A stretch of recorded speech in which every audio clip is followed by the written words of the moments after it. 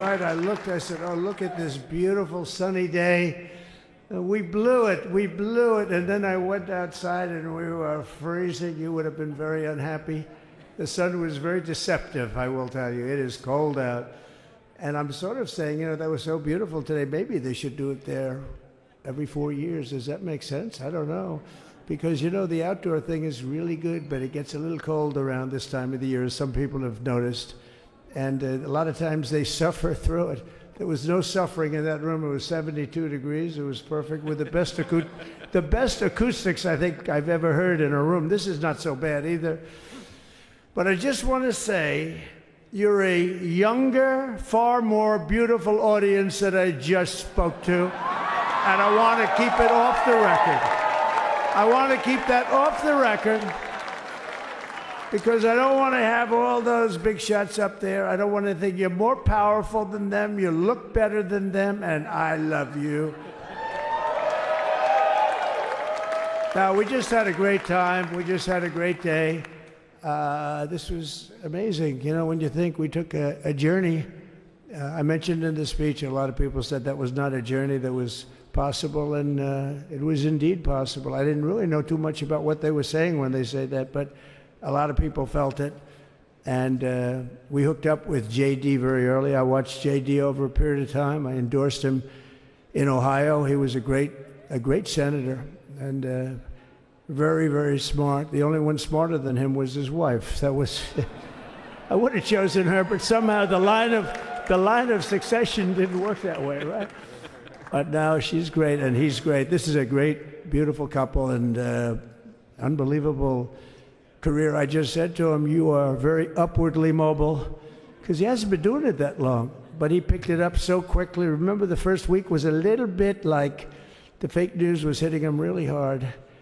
And I said, ooh, this may be tough, but after that, it was smooth sailing for him. He took on everybody. He took on the meanest. I don't want to use the word corrupt because we're into a new system, so let's wait till the corruption begins, because it will. But he took on some pretty mean people, and he handled it well. I want to also congratulate Mike Johnson for the job that he's doing.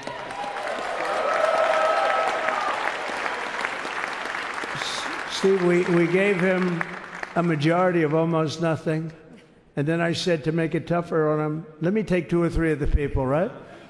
I said he'll only have to suffer with that for about 3 months. How are they doing, by the way? Is that moving along? Totally uniform. I said, do you mind if I take this one, that one, and a couple of others? He didn't mind. He can handle it.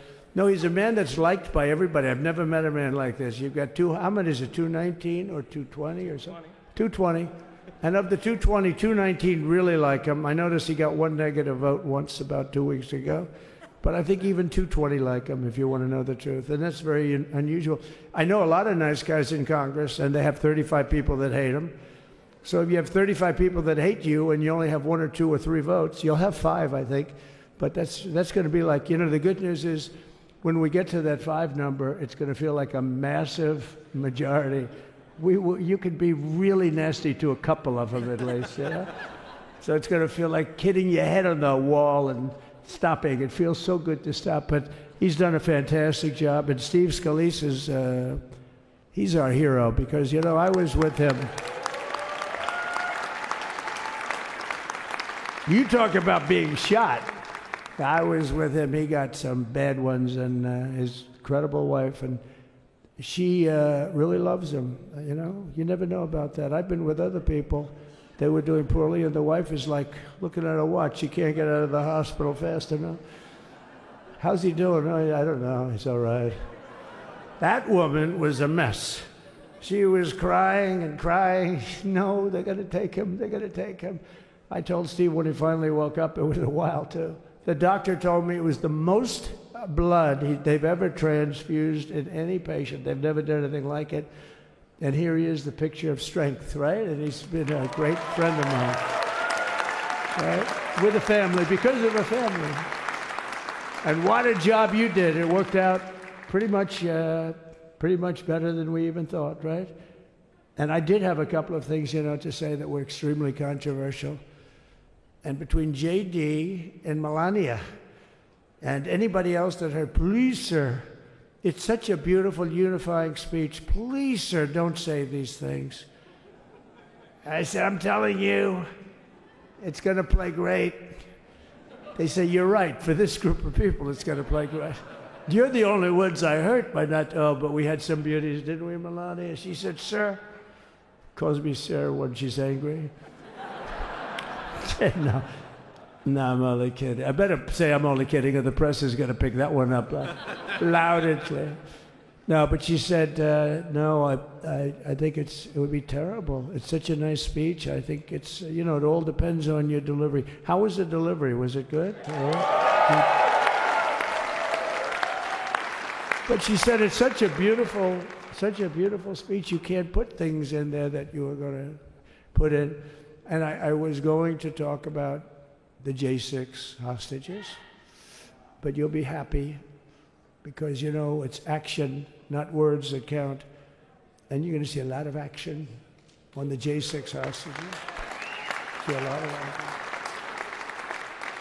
And I was going to talk about the things that Joe did today with the pardons of people that were very, very guilty of very bad crimes, like the Unselect Committee of Political Thugs, where they literally, I mean, what they did is they destroyed and deleted all of the information, all of the hearings, practically not a thing left.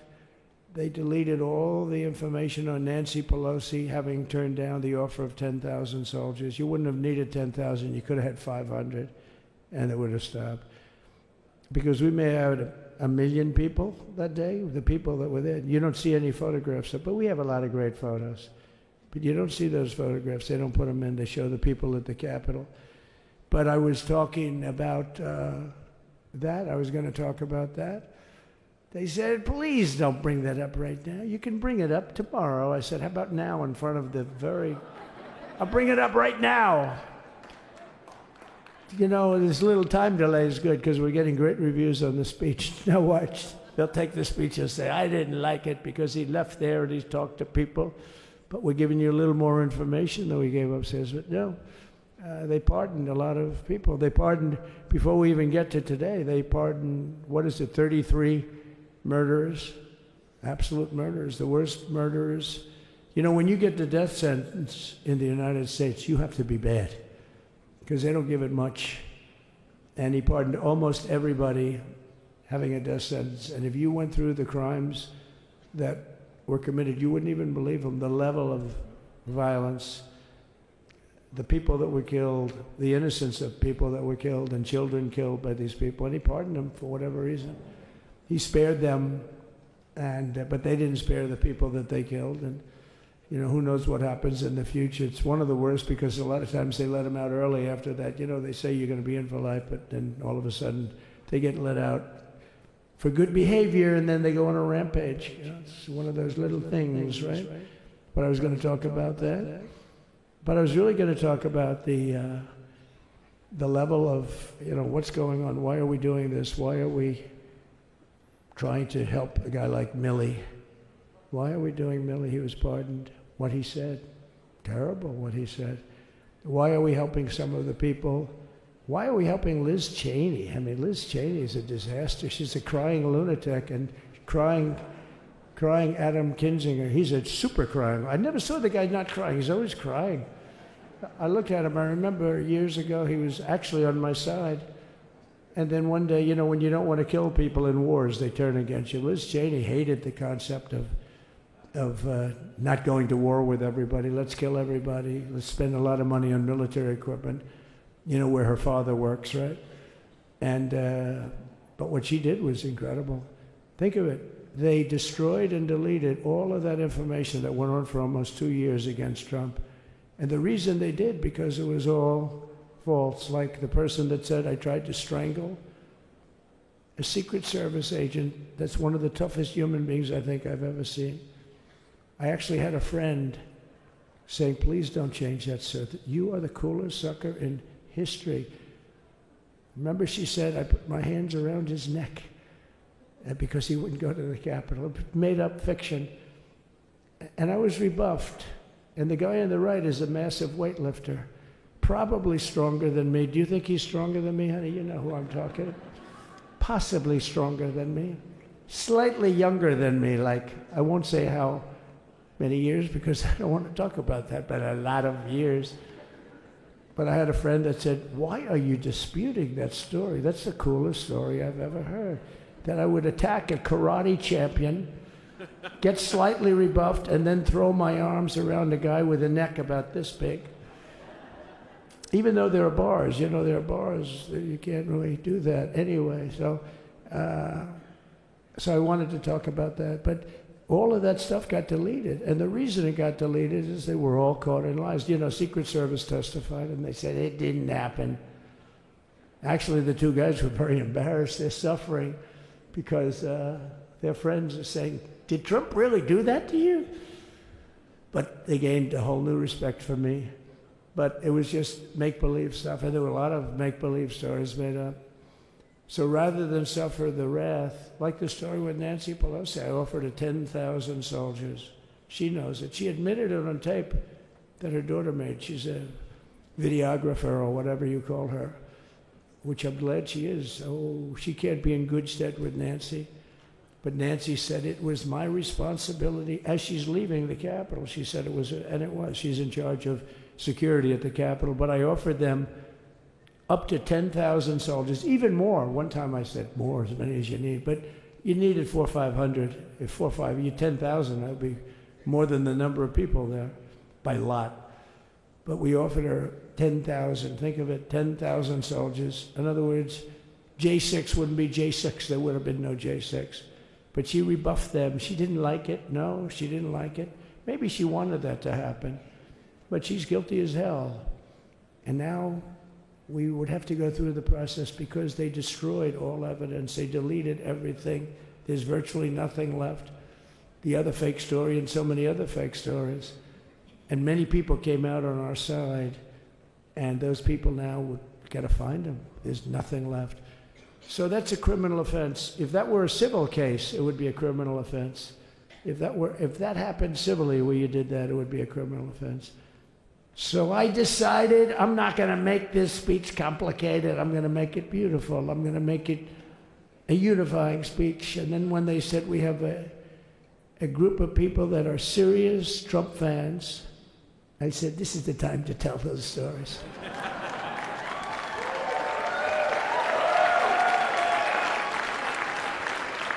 He knows. So anyway, but seriously, I'd like to, I think it was a tremendous success. I think we're very lucky we put it inside because it is really cold. We just went to the helicopter out of respect, something that's taken place for a long time. I guess it's as old as helicopters. You used to get into a stagecoach, now you get into a helicopter. Times change. But it's pretty old custom. And it's a beautiful custom, actually. It's a beautiful custom. I wish we could have had a better relationship. I wish we could have had a better relationship between Republicans and Democrats. I was with Senator Schumer. I said, Chuck, I think it's time we all start getting along a little bit because it doesn't make sense. I mean, we literally never get a Democrat vote. They never get a Republican vote, almost. And although there is a bill coming up very shortly that we have a lot of Democrat votes, right? That's going to be a very beautiful bill. We're going to have a deciding, I would say, within a week or so, I think. And it's going to be a very good bill. You all know what I'm talking about. So I just want to thank you all for being here. You have been our fans from day one. All these people all over. You've been our fans. This has been there's never been anything like it. There's never been anything like it. This has been a movement like no movement ever in history for probably any country, let alone this country. You know, if somebody's running for president, and if they go out and they announce they're going to Arizona, they're going to Nevada, they're going to someplace, if you have 200 or 300 people, that would be standard. Ronald Reagan would go out. I mean, outside of the last couple of days where people get a little excited, but even then you have a couple of thousand people.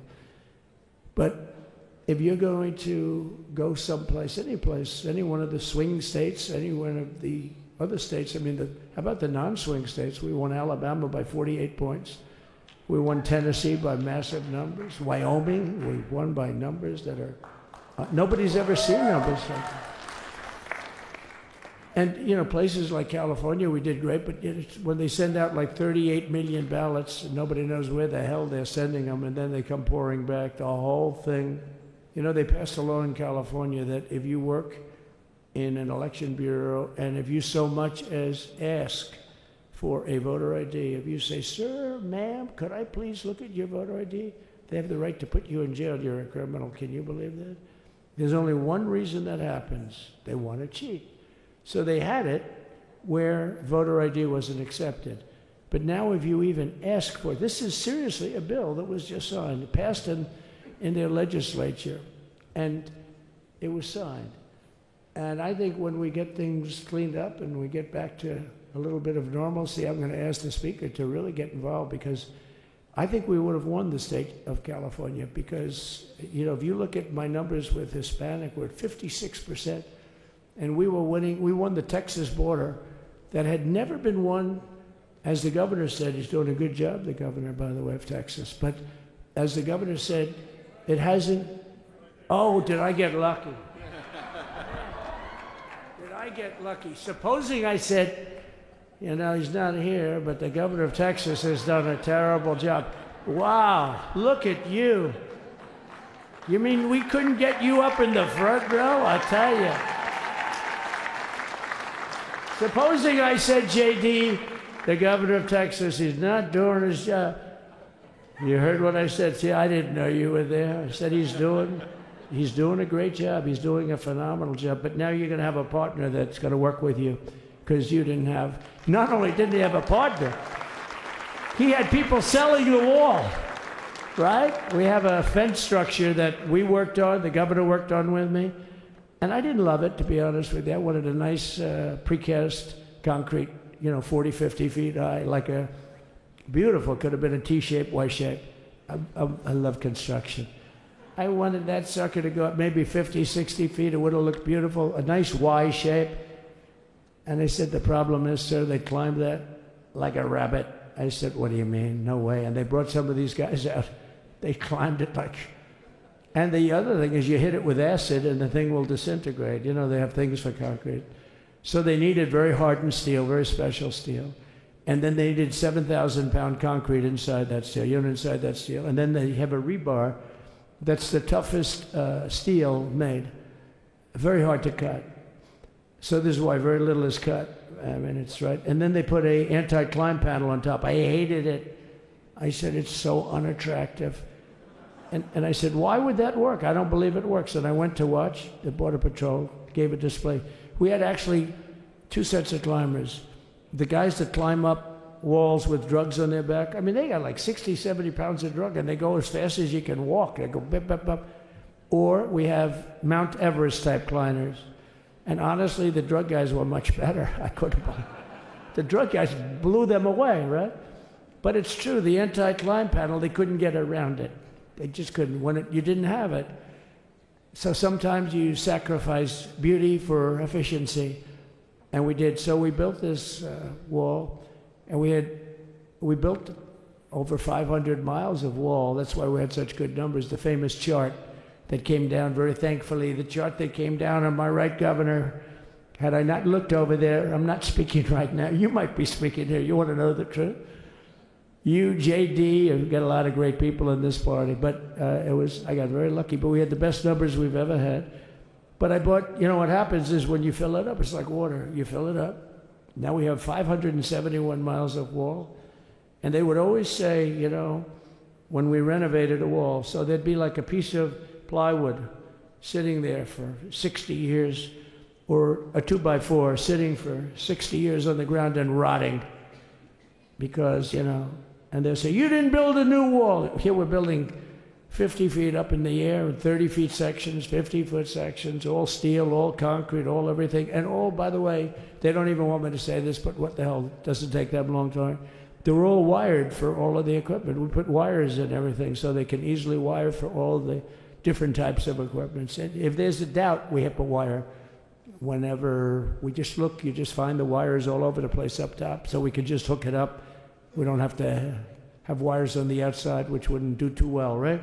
So anyway, so we built an extra 200 miles of wall, and the governor wanted to buy it. He tried to buy it, and they wouldn't sell it to him. He wanted to put it up himself. Could have been done in 3 to 4 weeks, 200 more miles, because when you do it now, they just keep going further out, further out, further out, getting around. So we did an extra 200 miles, and it was all bought, and they announced that they're not going to put it up. And that's when I realized they wanted open borders, and that's when I realized that people are going to come pouring through the wall like nobody's ever seen before, but you've seen it. A lot of you are here because of that. I made it my #1 issue. They all said inflation was the #1 issue. I said I disagree. I think people coming into our country from prisons and from mental institutions is a bigger issue for the people that I know. And I made it my #1. I talked about inflation too, but you know, how many times can you say that an apple has doubled in cost? I'd say it, and I'd hit it hard, but then I go back to the fact that we don't want criminals coming into our country. We don't want the jails of every country in the world virtually being deposited into the United States, and that man had to suffer with it. And he did an unbelievable job. I'll tell you, he was a very popular governor, but now he's like an unbeatable governor because of your border policies. He was fantastic. And he really was. So. Governor Abbott is he's a great man, great leader. And but it did make him very more. Did you do it? You didn't do that for politics. You did it because you wanted to do the right thing. But I'll tell you, it sure as hell worked for politics too. It's self-preservation, that's right. But no, because the people are demanding it. The people of Texas are demanding it. The people are demanding it all over. So anyway, so we built it, and they wouldn't let us use it. They wouldn't let the governor use it. And other governors, they wouldn't let him use it. But he was the leader of the pack and did a great job. And then we heard about a month ago that not only wouldn't they let us use it, they were selling it. They were going to sell it for 5 cents on the dollar. Now, 5 cents on the dollar then, but today it would cost more than twice as much to build because we bought it like 6 years ago. And it was just sitting on the ground, and that does not do well for the whole thing. But it was just sitting on the ground, and I heard about it, and I called the governor, and I called a lot of people, your attorney general. And here's the story. They were going to buy it, and these are great business people. They were going to buy it for 5 cents on the dollar or less. And they were calling us up, we'll sell it to you for 200 cents on the dollar. In other words, it will cost you twice as much, so it's 200 cents on the dollar. I said, can somebody explain that to a judge? I mean, how corrupt is that? You'd think they'd say, maybe we'll sell it to you for 20 cents, 30 cents, but not 200 cents. So they were going to buy something for 5 cents, and they were going to sell it to us for a fortune. They were going to make it would be, they'd have it down in Fortune magazine, they'd put it of the deal of the year, okay? You buy something like that. But it was so corrupt and so horrible. And when we told that to the administration, they didn't care. They just kept going forward. They couldn't care less. And they kept going forward. They knew that they were trying to sell it back to us. They would have sold it back to us. You would have ended up buying it. You would have paid probably 50, 60 cents, who knows. But they were going to use it for scrap metal, but then they made a much better deal. They could just buy it and sell it to us for 15, 20 times what they paid. 20 times, think of it, like 20 times what they paid.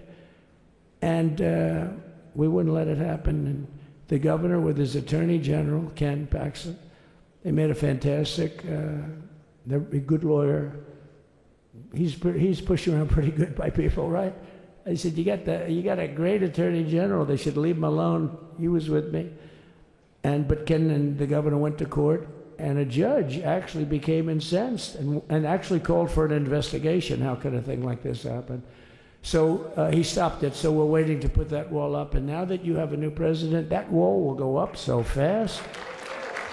The governor will complain, sir. This is Greg Abbott, sir. Please, the wall is going up too fast. Please don't do that. You know the story about winning. No, we're going to win too much. We're winning too much. Please, let's stop. People always love that one. We'll do this with the wall. Governor Abbott calls, "Sir, the wall is going up too fast. We can't take it. We just can't take it." No, I think you'll be very happy if the wall goes up too fast, right? But we'll get that done, and we'll work with you on that. But it was a great decision by a great Texas judge, right? And it was beautiful, beautiful to watch. He stopped them right in their track. I mean, they were literally loading this stuff onto trucks. It was terrible. Honestly, it was terrible. And he wouldn't take it. So I'm so glad I mentioned that they have a really good governor in Texas. And I swear, I didn't know he was here.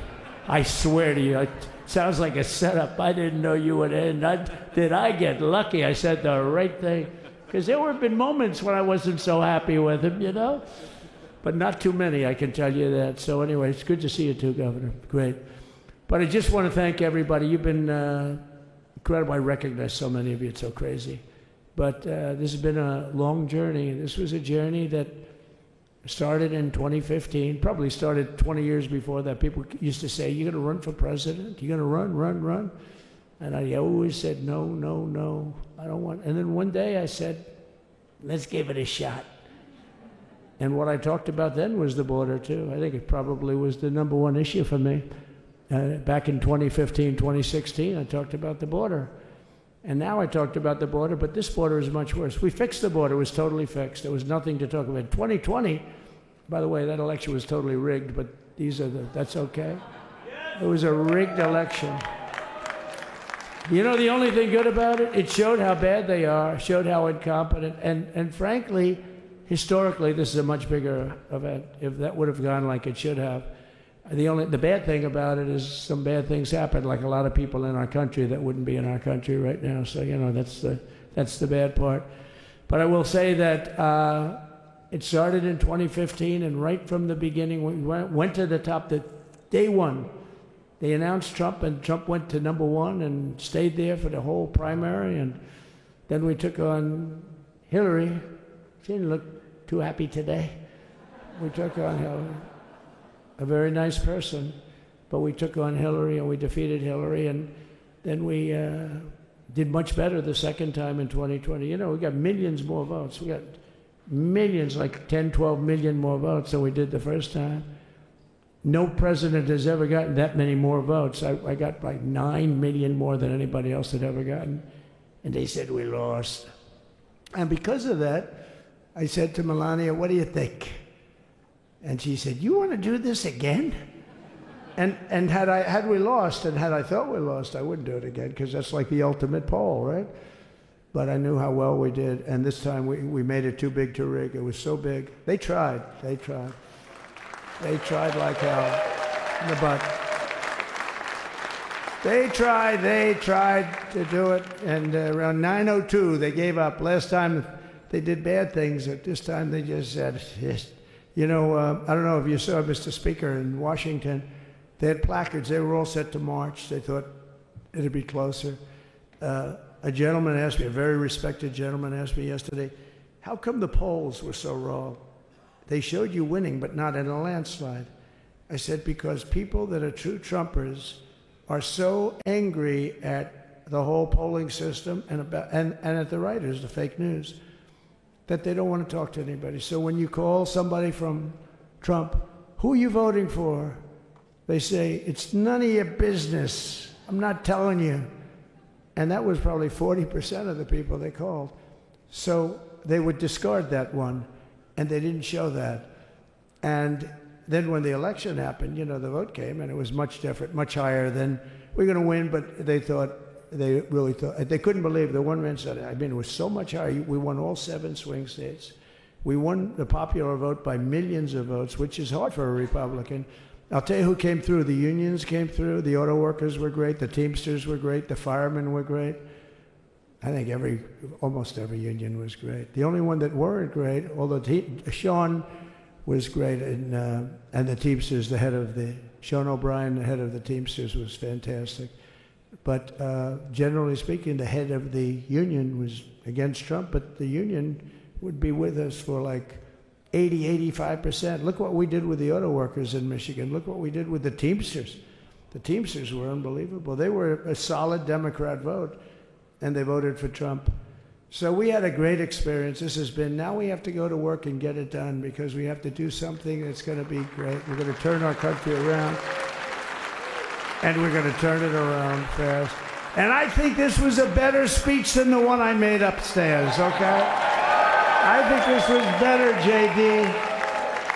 I think this was much better, and I got to see my friend.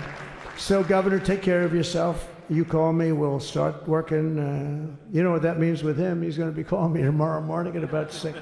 And I said, how about next week? You call me and we're going to get it started real fast. We'll really help you a lot. You've done a fantastic job protecting something which is, it's not supposed to be for the states. And amazing job you've done. Thank you very much. And I want to thank everybody. And I have a First Lady who's been incredible. She's been incredible. I shouldn't say this. I'm going to get hell when I say this, but her feet are absolutely aching. You know, those heels. And we thought we were leaving. We were going home. Sir, would you be able to go down and say hello to some of your other fans that are here? I said, oh, I didn't know that. Wow. Did you get to see pretty clearly the picture, I hope? Good. That's good. But because you wouldn't want to make the same speech again, right? But she said, darling, I love you so much, but my feet are killing me. I said, honey, let me just see how far it is. I asked the person. Oh, not that long, maybe 400 or 500 yards. That's 5 football fields. I said, can you make it? She said, we're going to make it no matter what. We're going to make it because we have to go. Right? Right? And then we went out to the helicopter, though, just prior to this and said goodbye. And it's a custom. And the wind is blowing like crazy. And with the hat that she's wearing, she almost blew away. We almost lost off her. She was being elevated off the ground. She almost blew away. No. So we all appreciate it because she's been a great First Lady. A beautiful and a great First Lady. And they love our First Lady. You know, JD, whenever I make a speech, I see hundreds of times, we love our First Lady, we love, and they do, and they should. She's great. So I just want to thank you very much. I just want to thank everybody. And I felt that, I said to JD, should we give him the A treatment, the B treatment, the C, the D, or the F? You know what the F is? Hello, everybody. Thank you for being here. Bye-bye. I gave you the A+ treatment. Thank you. Thank you all.